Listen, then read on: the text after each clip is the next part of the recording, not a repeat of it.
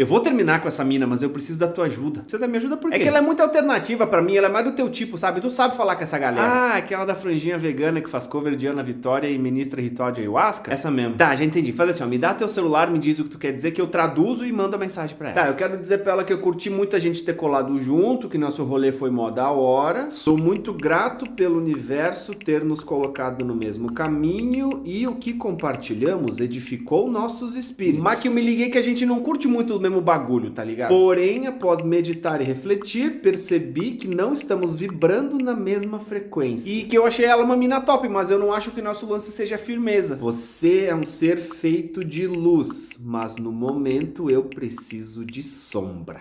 Acho que é isso aí. Namastê. Tá aí, ó. Ó, ela já respondeu, ó, ela falou, eu seguirei em paz, desejando que tuas manifestações no campo quântico retornem em ondas kármicas ainda maiores. Ah, tá, ela tá mandando tu te fuder.